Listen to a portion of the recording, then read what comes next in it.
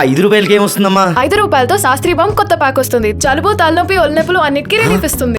గుంటూరు నగరపాలక సంస్థ ఎన్టీఆర్ స్టేడియం అంటే క్రీడా ప్రాంగణంలో ఎన్టీఆర్ స్టేడియం యొక్క ఆధ్వర్యంలో జరిగినటువంటి సంక్రాంతి సంబరాలు ఈ నెల 12 నుంచి నిన్నటి వరకు 15వ తేదీ వరకు షెడ్యూల్ చేసుకున్న దాని ప్రకారం చాలా సక్సెస్ఫుల్గా జరిగింది. ఈ సందర్భంగా సహకరించినటువంటి ప్రతి ఒక్కరికి కూడా నగరపాలక సంస్థ ఎన్టీఆర్ క్రీడా ప్రాంగణం తరఫున అందరికి కూడా కృతజ్ఞతలు తెలియజేసుకుంటున్నాం. అట్లాగే మీడియా వారికి కూడా మళ్ళీ రిపీట్ చేయనా?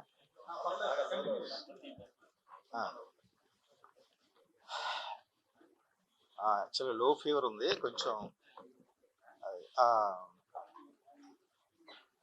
అన్నిటికీ మించి మీడియా వారు చాలా సహకారం అందించారు. ఈ ప్రోగ్రామ్స్ సక్సెస్ఫుల్గా చాలా విజయవంతంగా ప్రజలు చాలా ఎంజాయ్ చేశారు. మీ యొక్క సహకారం మరవలేనిది. మీ అందరికి కూడా ధన్యవాదాలు తెలియజేసుకుంటున్నాం. సో ఈరోజు ఈ మీడియా సమావేశం యొక్క ముఖ్య ఉద్దేశం ఏంటంటే మనకి కౌన్సిల్ అంటే మున్సిపల్ కార్పొరేషన్స్ ఎలక్షన్ అయిన తర్వాత కౌన్సిల్ ఏర్పాటైన తర్వాత కౌన్సిల్తో పాటు స్టాండింగ్ కమిటీస్ కూడా ఏర్పాటు చేసుకోవాల్సినటువంటి అవసరం చట్ట ప్రకారం ఉంది. దీనిలో భాగంగా ఇప్పటికీ 3 సార్లు స్టాండింగ్ కమిటీస్ ఏర్పాటు చేసుకోవటం. స్టాండింగ్ కమిటీ యొక్క పదవి కాలం 1 year. ఇక 4వ స్టాండింగ్ కమిటీ మనకి డ్యూ ఉన్నాం. ఈ 4వ స్టాండింగ్ కమిటీ ఏదైతే డ్యూ ఉన్నామో దానికి పాటు ఈరోజు ఎలక్షన్ సంబంధించి నోటిఫికేషన్ ఇష్యూ చేస్తున్నాం 16వ తేదీ.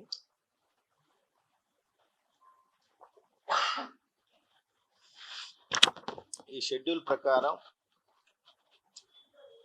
మనకి స్టాండింగ్ కమిటీ యొక్క ఎలక్షన్ సంబంధించినటువంటి నియమ నిబంధనల మేరకు ఫామ్ 1లో ఎవరైతే ఓటర్స్గా ఉంటారో వాళ్ళ యొక్క డీటెయిల్స్ పబ్లిష్ చేయడం జరుగుతుంది.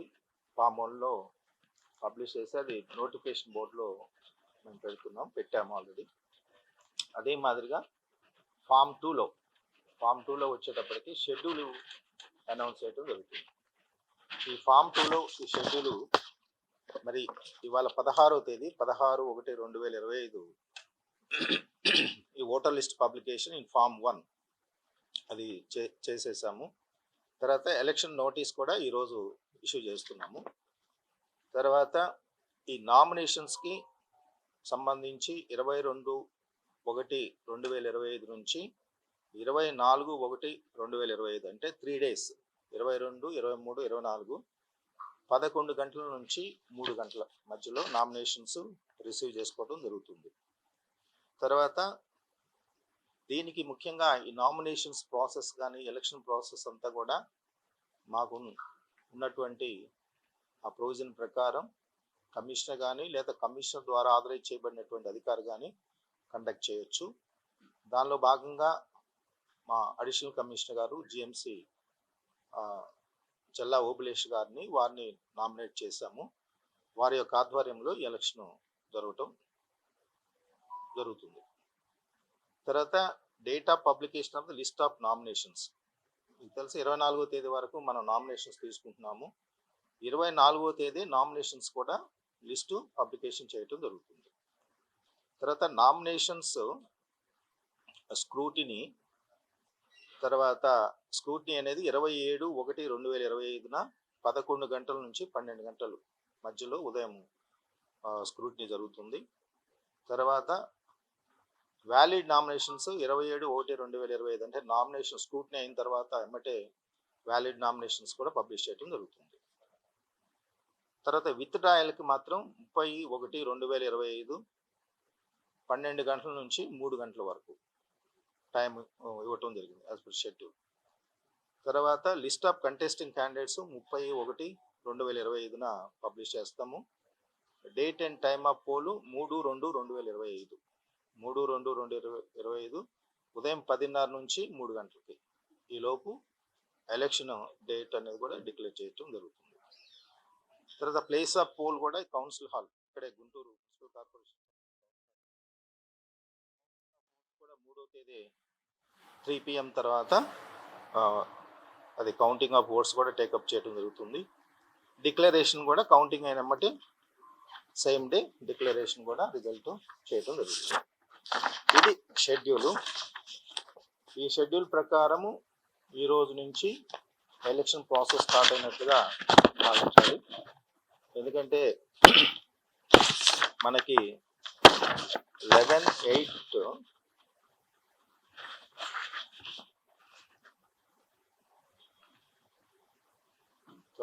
11/8 first council meetings after elections.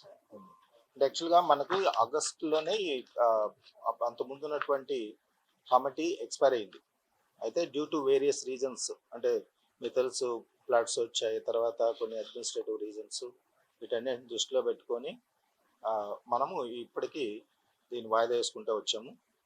అయితే యాక్ట్లో ఏముందంటే ఎప్పుడైనా ఒక స్టాండింగ్ కమిటీ ఆ డేట్ 1 year ఎక్స్పైర్ అయితే మళ్ళీ నెక్స్ట్ డేటు ఎలక్షన్ అయ్యేంత వరకు కూడా ఆ కమిటీనే కంటిన్యూ అవుతుంది. సో ఆ కమిటీ కంటిన్యూ చేసుకుంటూనే మనం ఒక స్టాండింగ్ కమిటీ మీటింగ్ కూడా మధ్యలో పెట్టుకోవడం జరిగింది in the interest of administration. ఇక ఎలక్షన్ అయిన తర్వాత కొత్త స్టాండింగ్ కమిటీ వస్తుంది కాబట్టి వారి యొక్క ఆధ్వర్యంలో ఫర్దర్ ప్రాసెస్ చేయటం టేకప్ చేయడం ఇది. దీని ఏమైనా ఎవరికైనా డౌట్స్ ఉంటారు? లేదు, దీనికి రిలేవెంట్గా. ఓకే 6 మనకి అంటే 7 లక్షల చిల్లర మనది జనాభా కాబట్టి 6 వస్తున్నారు. అంటే మేయర్ గారు ఎలా ఉంటారు, చైర్మన్గా ఉంటారు. ఈ 6 మాత్రం స్టాండింగ్ కమిటీ సభ్యులుగా ఎలక్షన్ చేయడం జరుగుతుంది.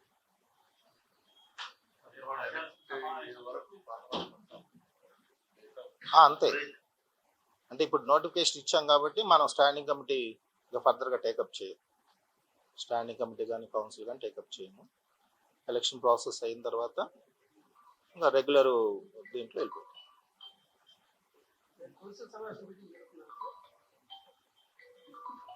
కౌన్సిల్ సమావేశం మీటింగు లాస్ట్ టైం జరిగింది, మీరు అందరూ చూశారు. ఏం జరిగిందో కూడా చూశారు. ఓకే, మేము అఫిషియల్గా అయితే అనౌన్స్ చేయలేదు, జరగదు కూడా. ఎందుకంటే మేము స్టాండింగ్ కమిటీ ఎలక్షన్కి వెళ్తున్నాం. మోరోవర్ మాకు 18th సీఎం గారి ప్రోగ్రామ్ ఉంది. సో నేను రేపు సీనియర్ సిటిజన్స్ తోటి ఒక మీటింగ్ ప్లాన్ చేసుకుంటున్నాను. ఆల్రెడీ ప్రీ షెడ్యూల్డ్ మీటింగ్ ఇది. ఇవన్నీ ఉన్నాయి కాబట్టి కౌన్సిల్ మీటింగు నెక్స్ట్ మేయర్ గారికి సర్క్యులేట్ చేసి ఫైల్ ఇదంతా అయిన తర్వాత మళ్ళీ డేట్ తీసుకొని అనౌన్స్ చేస్తాం.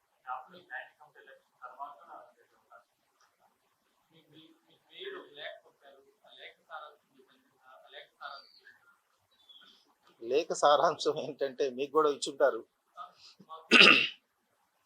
ఏదేమైనాండి, లేఖలో ఆయన ఏం రాసినప్పుడు కూడా నేను ఒక కమిషనర్గా, ఒక అధికారిగా నేను ఎలా నా పాత్ర ఏంటి, నేను ఏం చేయాలి, దానికే నేను లిమిట్ అవుతా.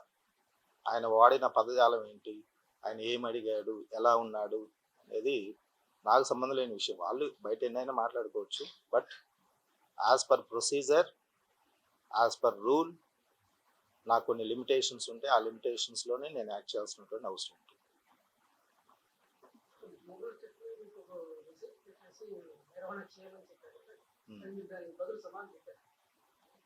అది ఫైల్ రూపంలో వెళ్తుంది. ఫైల్ ఏదైనా వాట్సాప్ మెసేజ్లోనూ లేకపోతే SMS రూపంలో జరిగేది కదా అడ్మినిస్ట్రేషన్. ఫైల్ ఆయన లెటర్ పంపించిన మాట వాస్తవం. లెటర్లో ఏమేమి అంశాలు పొందుపరిచాడు అనేది మీ అందరూ తెలుసు, పేపర్లో కూడా వచ్చాయి. సో యాజ్ పర్ ప్రొసీజర్ వెళ్తుంది ఫైల్.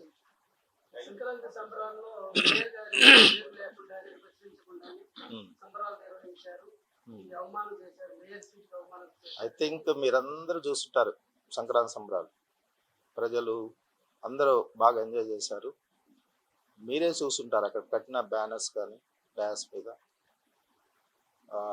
ఎవరికి ప్రోటోకాల్ అండి నేను పాటించాల్సిన అవసరం నాకు ఉంది. ఇంకొక విషయం ఏంటంటే ఎన్టీఆర్ క్రీడా ప్రాంగణం యొక్క ఆధ్వర్యంలో సంక్రాంతి సంబరాలు జరిగాయి. ఫస్ట్ అది సెమీ అఫిలియేటెడ్. సో ఇంకొకటి ఏంటంటే, అయినప్పటికి కూడా జిఎంసి అసిస్ట్ చేస్తుంది కాబట్టి, జిఎంసి కంట్రిబ్యూషన్ కూడా ఉంటుంది కాబట్టి, యాజ్ పర్ ప్రోటోకాల్ ఎవరెవరికి ఇన్విటేషన్స్ పంపించాలి. సో ఎవరికి మా దగ్గర ప్రోటోకాల్ ఆఫీసర్ ఉంటారు, ఇట్లా కలెక్టరేట్లో డిఆర్ఓ గారు ప్రోటోకాల్ ఆఫీసర్, మా దగ్గర DC2 ప్రోటోకాల్ ఆఫీసర్ ఉన్నారు, అట్లాంటి సెక్రటరీ గారు వచ్చారు. వాళ్ళిద్దరూ కూడా తెలియజేయాల్సిన ప్రతి ఒక్కరికి ఒకసారి కాదు చాలాసార్లు ఫోన్ చేశారు, పర్సనల్గా కలిశారు. సో ఇవన్నీ చేశారు. నేను చెప్పాల్సిన స్థానంలో ఉన్నప్పుడు నేను డివేట్ కావటం అనేది జరగదు, చెయ్యను కూడా. చేసినా ఒప్పుకోను. నేను చెప్పిన తర్వాత రావటం రాకపోవటం అనేది వాళ్ళ ఇష్టం. మీరు డాష్ మీద ఉన్నటువంటి ఈవెన్ ఫ్లెక్సీలో కూడా ఆర్డర్ చూసుకోండి యాజ్ పర్ ప్రోటోకాల్.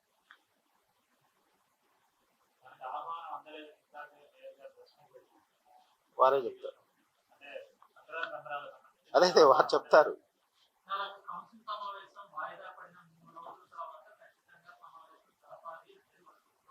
కౌన్సిల్ సమావేశం వాయిదా వేశారా, నిరవధిక వాయిదా వేశారా అనేది ఆ రోజు మేము లేవండి. ఎందుకంటే ఆ రోజు మార్నింగ్ జరిగిన ఇన్సిడెంట్ నేనైతే నా నా నా ఉద్యోగ దీంట్లో ఎప్పుడు చూడలా. ఎందుకంటే అసెంబ్లీలో స్పీకర్ గారు ఉంటారు, ఎవరైనా సభ్యులు ఏమైనా అభ్యంతరకరంగా మాట్లాడితే స్పీకర్ గారు దాన్ని కంట్రోల్ చేస్తారు. ఏ అధికారి అక్కడ మాట్లాడటం. అదే స్థానంలో స్పీకర్ గారి స్థానంలో కూర్చున్నటువంటి మేయర్ గారు ఆ రోజు నేను 3 times అప్పీల్ చేశాను, ఒకసారి కాదు 3 times అప్పీల్ చేసినా కూడా ఆయనలో ఎలాంటి రెస్పాన్స్ లేదు. కనీసం మినిమం కమిషనర్గా నేను అప్పీల్ చేసి రిక్వెస్ట్ చేస్తుంటే, కాదండి ఇది కరెక్ట్ కాదు, వాళ్ళు మాట్లాడే విధానం కరెక్ట్ కాదని ఆ రోజు ఒక్క మాట కూడా మాట్లాడారు. ఈవెన్ నేను అది అక్కడ దాకా వెళ్ళి కూడా మరలా అడిగా, రిక్వెస్ట్ చేశాను. నేనేం ఎక్స్పెక్ట్ చేశాను, మీరు కూర్చోండి నేను మాట్లాడతాను, జస్ట్ ఒక మాట. అంత అవమానకరంగా మాట్లాడుతున్నా, బజార్లో మాట్లాడే లాంగ్వేజ్ మాట్లాడుతున్నా కూడా మేమంతా సహనంతో ఉన్నాం. అయినా వారించాల్సిన వ్యక్తి, కంట్రోల్ చేయాల్సినటువంటి వ్యక్తి కామ్గా కూర్చుంటే మేము ఎవరికి విన్నవించుకోవాలి? ఇది కరెక్ట్ కాదు, మీరు కూర్చోండి. మీ అందరు తెలుసు, ఎక్కడైనా తీసుకోండి కౌన్సిల్ మీటింగ్ ఒకరోజు జరుగుతుంది, మహా అయితే 2 days. ఫస్ట్ 20వ తేదీ కౌన్సిల్ మీటింగ్ చేస్తే 99 క్వశ్చన్స్లో 25 క్వశ్చన్స్ మొత్తం డే అంతా అయిపోయింది. సెకండ్ టైము మళ్ళా 4వ తేదీ అనుకున్నాం, 28వ తేదీ అనుకున్నాం. మరి ఆ రోజు కీర్తిశేషులు మన్మోహన్ సింగ్ గారు, ప్రైమ్ మినిస్టర్ గారు, ఆయన చనిపోయారు ఉన్నారని దాన్ని దృష్టిలో పెట్టుకొని 4వ తేదీకి వాయిదా వేసుకోవడం జరిగింది. ఆ రోజు చూసి స్టార్ట్ అయిన దగ్గర నుంచి ఓన్లీ 3 క్వశ్చన్స్, మధ్యాహ్నం 1 గంట ఆల్మోస్ట్. నేను అప్పటికి అడిగాను, ఒక వ్యక్తి ఒకే క్వశ్చన్ మీద ఎంతసేపు మాట్లాడతారు? 99 క్వశ్చన్స్ ఉన్నాయి, మీరు కలగజేసుకొని దాన్ని ఏదో విధంగా కంట్రోల్ చేయండి, లేదా టైము లిమిటేషన్ పెట్టండి అని చెప్పి నేను పదే ఇట్లా సీటు ఇట్లా తిరిగి రిక్వెస్ట్ చేశాను. నేను చేసిన అప్పీల్ని ఇగ్నోర్ చేసి ఆయనే ఎంకరేజ్ చేస్తున్నాడు సైగలతోటి, చేతులతోటి. ఎక్కడన్నా చూసారా పార్లమెంట్ హిస్టరీలో కానీ, అసెంబ్లీ హిస్టరీలో కానీ, లేకపోతే ఏపీ కౌన్సిల్ స్పీకర్స్ వెళ్ళి బయట వెళ్ళి ప్రెస్ మీట్లు పెట్టిన సందర్భాలు చూసారండి? స్పీకర్ అనేవాళ్ళు, మేయర్ అనేవాళ్ళు జడ్జిమెంట్ బయటికి వెళ్ళి వాళ్ళు ఇలా అనలేదు, ఇలా అనటం సహజం అంటే, అలాంటి వ్యక్తి, ఆ భావాలు ఉన్నటువంటి వ్యక్తి మాకు ఎలా న్యాయం చేస్తారు లోపల వచ్చి కూర్చుంటే? చట్టబద్ధ లేదండి. నేను ఒకటే ఇప్పుడు జాయిన్ అయ్యేది 5వ నెల. నాకు ఎవరడిగినా సరే నేను చట్ట ప్రకారం ఒక అధికారిగా నేను ఏం చేయాలో అది మాత్రం చేయగలనని చెప్తున్నా. దానికే నేను కట్టుబడి ఉంటాను కూడా. భవిష్యత్తులో అయినా సరే నా మీద ఏదన్నా పొలిటికల్ ప్రెజర్స్ వేరే విధంగా వచ్చినా కూడా నేను దాన్ని కన్విన్స్ చేసుకొని చెప్పుకోగలిగినటువంటి కెపాసిటీ ఉంది నాకు. అలాంటి అవకాశాలు లేవు ఇప్పటిదాకా. అలాంటి పరిస్థితులు రాలేదు. కానీ దీన్ని వాళ్ళు ఒక ఎజెండాగా మార్చుకొని వేరే విధంగా ప్రొజెక్ట్ చేసుకుంటూ కేవలం కమిషనర్ గారు అనేమంటారు, మేయర్ గారికి చెప్పకుండా వెళ్ళారు బయటికి కదా. మేయర్ గారికి మీరు వీడియోస్ చూసుకోండి, 3 సార్లు అప్పీల్ చేశారు, 3 times చేశారు. మీరు కంట్రోల్ చేయలేకపోతున్నారు కాబట్టి మేమందరం కూడా మనస్తాపానికి గురయ్యామని చెప్పి మేము అనుకొని ఆయన చెప్పి బయటకు వెళ్ళాం. ఏదో ఒకటి మాట్లాడాలి, ఏదో ఒకటి చెప్పాలంటే కరెక్ట్ కాదు.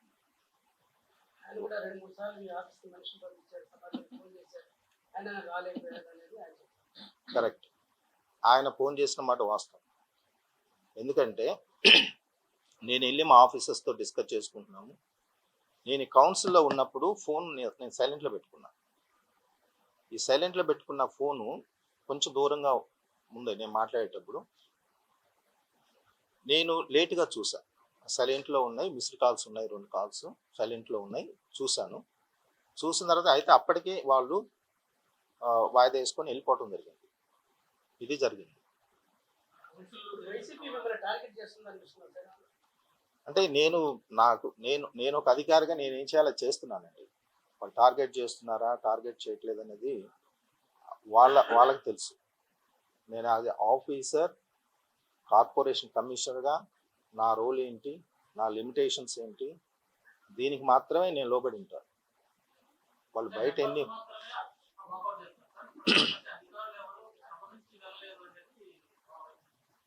కరెక్ట్, వ్యాలిడ్ క్వశ్చన్ అది. మరి అలాంటప్పుడు నేను 3 సార్లు మాట్లాడాను కదా ఆయనతోటి, మరి ఎందుకు రెస్పాండ్ కాలేదండి? అంటే ఎన్ని మాట్లాడినా, బూతులు తిడుతున్నా, ఆత్మాభిమానం దెబ్బతినే మాటలు మాట్లాడుతున్నా కూడా కూర్చొని ఉండాలి అంతే, చేతులు కట్టుకోండి.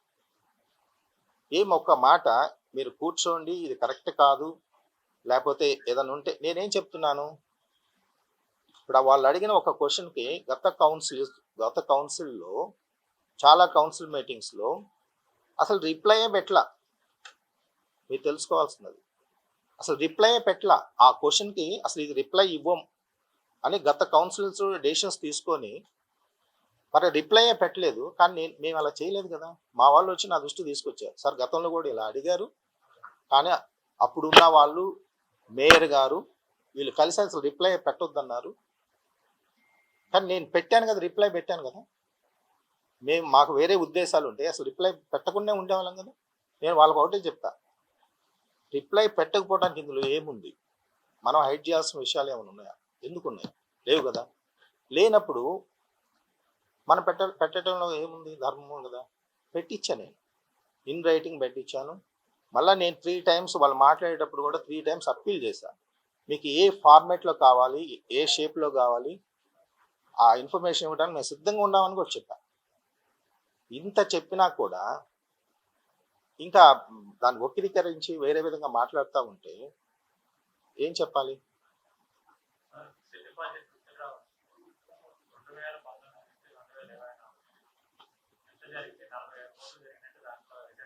అంటే ఒకటండి, ఈ ఆఫీస్లో జిఎంసీలో అన్ఫార్చునేట్ థింగ్ ఏంటంటే, మరి ఎందుకు అలా మెయింటైన్ అయిందో నాకు కూడా తెలియదు. ఒక అకౌంట్ అంటూ లేదు, ప్రాపర్గా లేదు. నేను కూడా ఆ ఇన్ఫర్మేషన్ గ్యాదర్ చేసుకోవడానికి 2 days పట్టింది నాకు. 2014లో 80 కోట్ల రూపాయలు నేనే డిపాజిట్ పెట్టాను, మీ అందరికి తెలియాల్సిన విషయం కూడా. అప్పుడు రెవెన్యూ విపరీతంగా వసూలు చేశాము. 80 కోట్ల రూపాయలు బ్యాంక్స్కి పిలిచి తలా ఒక బ్యాంకులో 10 crores పెట్టి వెళ్ళాం.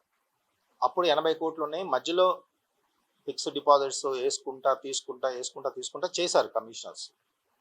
సార్ కరెంట్ స్టేటస్ 40 crores ఉన్నాయి. అదే చెప్పాము ఆన్సర్లో. లేదు మీకు ఇంకా ఎలాంటి ఇన్ఫర్మేషన్ కావాలన్నా కూడా చెప్తామని చెప్పాం. ఇంకేం కావాలి? వాళ్ళు అడిగిన దాని ప్రతిదానికి సమాధానం చెప్తున్నాం. ఎక్కడ మరి ఇదే మేయర్ గారు ఉన్నారుగా, లాస్ట్ 4 years నుంచి ఇదే మేయర్ గారు ఉన్నారు కదా, మరి ఏ రోజన్నా ఒక రోజు ఆ అకౌంట్స్ తెప్పించుకొని ఏమండి ఎంత డిపాజిట్ చేస్తున్నారు, ఎంత విత్డ్రాల్ చేస్తున్నారు, ఎంత ఇప్పుడు ఉంది అని ఎందుకు వెరిఫై చేసుకోలేదు? అసలు రికార్డు ఉందా జిఎంసీలో? మరి ఈరోజు ఏదో కొత్తగా అనిపిస్తుంది వీళ్ళకి.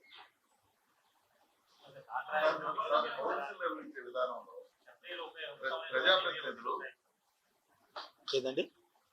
లేదు లేదు లేదు లేదు, ఎలాంటి ఒత్తిడి లేదు. ఏమని? అదే చెప్తున్నా. వాళ్ళు అడిగిన క్వశ్చన్ ఏంటంటే 2014 నుంచి ఇప్పటి వరకు ఫిక్స్డ్ డిపాజిట్స్ స్టేటస్ కావాలని అడిగారు. ఓకే, నేను స్టేటస్ చెప్పాను. ఇంకోటండి, ఫిక్స్డ్ డిపాజిట్స్ విత్డ్రా చేసుకోవటం, లేకపోతే యూటిలైజ్ చేసుకోవటం, లేకపోతే ఎక్సెస్ ఉన్నప్పుడు ఫిక్స్డ్ డిపాజిట్ చేయటం అనేది పూర్తిగా నగరపాలక సంస్థ ఆర్థిక స్థితిగతులను బట్టి జరుగుతుంది. ఇప్పుడు నేను 10 మందికి డబ్బులు ఇవ్వాల్సి ఉన్నప్పుడు నేను డిపాజిట్లు పెడతానంటే అది కరెక్ట్ కాదు కదా.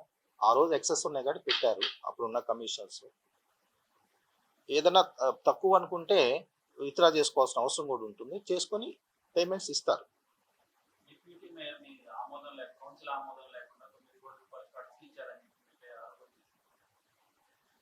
దానికి ఆల్రెడీ నేను సమాధానం చెప్పాను.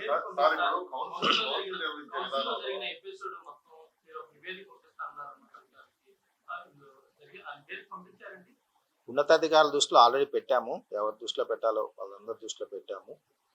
నివేదిక కూడా ఇంకా ఇది ఒక్కటే పరిమితం కాల, ఇంకా కొన్ని ఉన్నాయి దానిలో పొందుపరచాల్సిన అంశాలు. ముఖ్యంగా financial deviations without following proper procedure, without having any power. So many financial irregularities were taken place. So అది కూడా అంతా కూడా కన్సాలిడేట్ చేస్తున్నాము. డెఫినెట్గా దీని మీద సమగ్ర నివేదిక గవర్నమెంట్కి వెళ్తుంది. ప్రజాప్రతినిధులు అధికారులు డైరెక్ట్ గా చేసే విధానమా, లేదంటే మేయర్ గారి ద్వారా అలా చేయకపోవడం వల్ల కొన్ని గొడవ జరిగిందా? ఫ్యూచర్లోనైనా దాన్ని మీరు ఇంప్లిమెంట్ చేయాలి. అంటే ఎప్పుడు కూడా అండి, మేయర్ అనేది హోల్ అండ్ సోల్ కౌన్సిల్ జరిగినప్పుడు, ఇప్పుడు ఒక ప్రతినిధి మేయర్ని అడగొచ్చు. మేయర్ ద్వారా మా సమాధానం మేయర్ గారే ఆన్సర్ చేయాలి. ఎందుకంటే కౌన్సిల్లో పెట్టిన ప్రతి రెజల్యూషన్ కమిషనర్ గారి అప్రూవల్తో వస్తుంది. ఎవరైనా తయారు చేయని, హెచ్ఓడి తయారు చేయని, క్లర్క్ తయారు చేయని, ఎవరైనా తయారు చేయని, కమిషనర్ నాలెడ్జ్లో లేకుండా ఏ ఆన్సర్ కూడా లేకపోతే ఏ రెజల్యూషన్ కూడా అక్కడ ప్లేస్ అవుతుంది. ఆ రోజు జరిగిన ఇన్సిడెంట్లో హెచ్ఓడిసే సమాధానం చెప్తూ వస్తున్నారు. ఎక్కడైనా నేను ఇన్వాల్వ్ కావాల్సిన పరిస్థితి ఉంటే నేను ఇన్వాల్వ్ అయ్యి చెప్తున్నాను. అదే ప్రాసెస్లో ఈ అకౌంట్ సెక్షన్కి సంబంధించినటువంటి క్వశ్చన్ ఇది. అకౌంట్స్ ఆఫీసర్ మా దగ్గర అకౌంటెంట్ ఉంటారు, వారు ఆన్సర్ చేయాలి. వారు ఆ సందర్భంలో అవైలబిలిటీ లేనప్పుడు ఆయన 1-2 సార్లు మాట్లాడారు. మాట్లాడినప్పుడు అక్కడ సంబంధం లేని ఒక ఆఫీసర్ని మాట్లాడిన తర్వాత సరే నేను చూస్తే ఇతను లేడని నేను అప్పుడు సమాధానం చెప్పాను.